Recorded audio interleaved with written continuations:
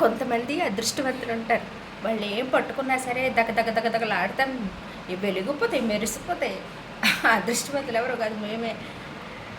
నేను కన్సీవ్ అయ్యాను అని తెలిసిన తర్వాత థర్డ్ మంత్ నుండి డెలివరీ అయ్యే వరకు కూడా బాగా ఎక్సర్సైజులు చేసేదాన్ని అనమాట. నా మోటివ్ ఏంటంటే నార్మల్ డెలివరీ అవ్వాలి అని. ఎలాగంటే రోజుకి 3 అవర్స్ ఎక్సర్సైజులు చేసేదాన్ని, 1 అవర్ వాకింగ్ చేసేదాన్ని.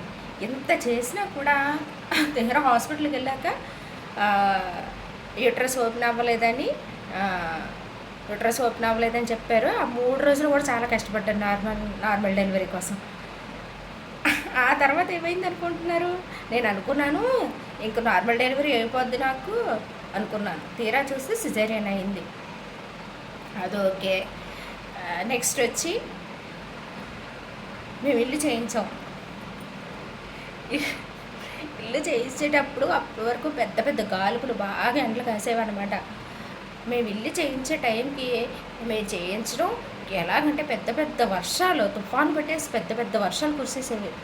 మేము ఇల్లు చేయించడం, వర్షం వచ్చి అది పడిపోవడం, మళ్ళీ మేము చేయించడం, వర్షం వచ్చి అది పడిపోవడం.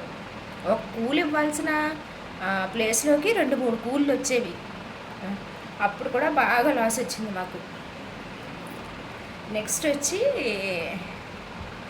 ఒక భూమికి మేము అప్పు చేయలేని దానికి 1,00,000 రూపాయలు పెట్టి అప్పు తీర్చి ఇంకొక 1,00,000 పెట్టుబడి పెట్టి వరి పండించిన తర్వాత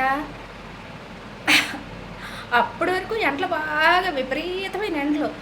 కరెక్ట్గా పంట కోత కోసి నూర్చిన తర్వాత కుప్పేసాక పెద్ద తుఫాను పట్టేసి మొత్తం అంతా అంటే కుప్ప అంతా తడిసిపోయి లోపల మగ్గిపోయింది అనమాట. మగ్గిపోయి ధాన్యం మొత్తం శుభ్రంగా ముక్కుపోయి దేనికి పనికి రాకుండా పోయి.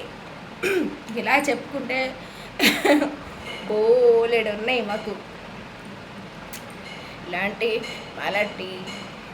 ఇంత గొప్ప అదృష్టవంతులు ఎవరు ఉండరు.